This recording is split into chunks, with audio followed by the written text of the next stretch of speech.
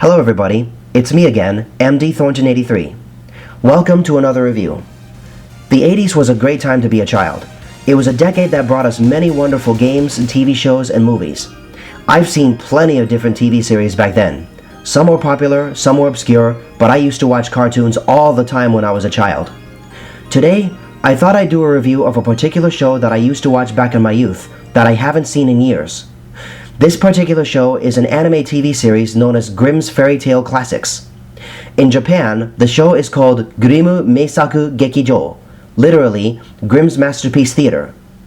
The episodes in the series are a variety of different fairy tales, many of which are based on the stories by the brothers Grimm, hence the title. The series was shown in both America and Japan on October 21st, 1987, and ended on March 30th, 1988. Though I'm not going to flood this review by going over the whole series, even though I've seen pretty much every episode of it that was shown on television. So I'm only going to talk about one particular episode. The subject I'm going to talk about for this video is this guy right here.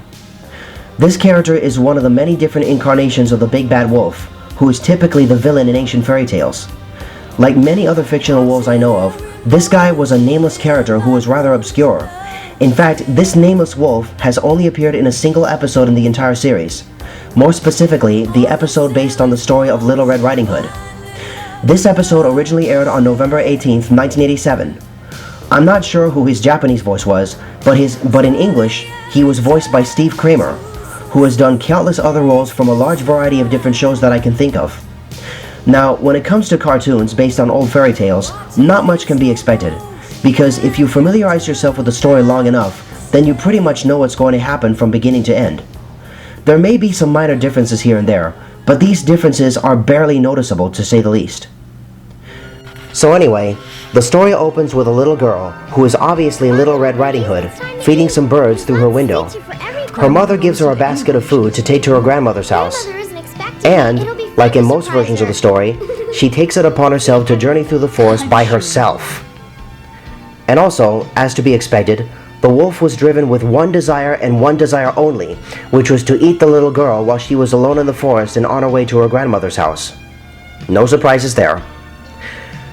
Now, it's common knowledge that the wolf is usually depicted as a villain in old fables. However, I had an entirely different point of view on this guy. I did not believe he was evil, but rather, I thought he was just a poor, misunderstood creature who was just hungry and desperate for a bite to eat. But the problem with this guy is that he was so hopelessly blind in hunger that he allowed it to get the best of him, which of course ended up costing him at the end. Again, no surprises there, seeing as that happens in every version of the story that comes to mind. Upon meeting Little Red Riding Hood for the first time, the wolf seemed shy at first. But as they spent time with each other, it seemed as if though the wolf was trying to befriend the little girl. However, the whole thing was just an act in the attempt to gain her trust so that he could eat her, while they were alone together out in the darkest parts of the forest. Luckily for her, she was saved by the hunter, who would stop at nothing but to see the wolf dead.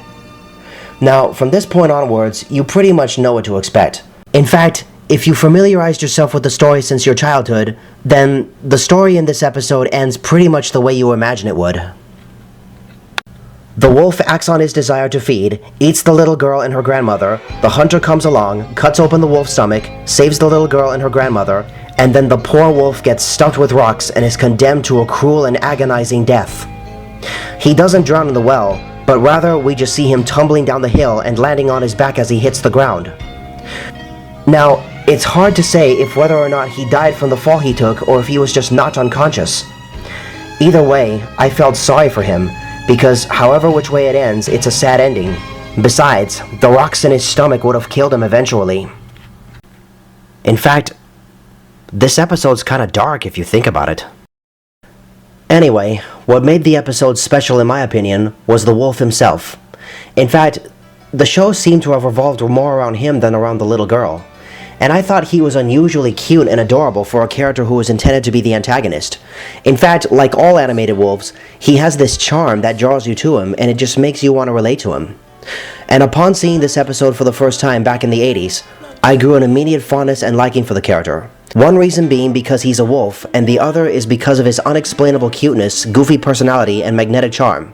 And trust me, anthropomorphic characters are a rarity today in comparison to how common they were in the 1940s and 1950s, when cartoons were the real thing.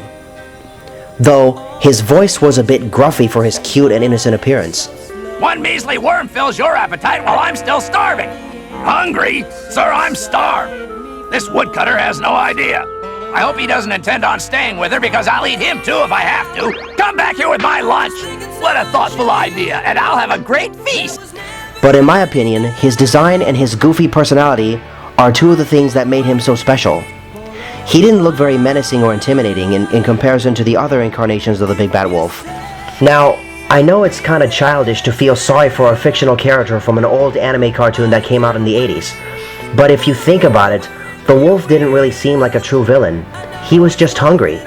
Now, putting yourself in his shoes, or lack thereof, and if you didn't have anything to eat for days or weeks, you'd probably be desperate as well. So I can't really say that I blame him for his actions, even though they ended up costing him. Basically what I'm getting at is that this guy deserved better, because he didn't really seem evil. I mean, if you think about it, there is a huge difference between being evil and just being blind in hunger. So there you have it. That's my review on the Grimm's Fairy Tale Classics episode, Little Red Riding Hood. I know that there has been many different retellings of this story throughout the ages. And there were two movies that came out in recent years, Hoodwinked, which came out in 2005, and Red Riding Hood, which came out in 2011.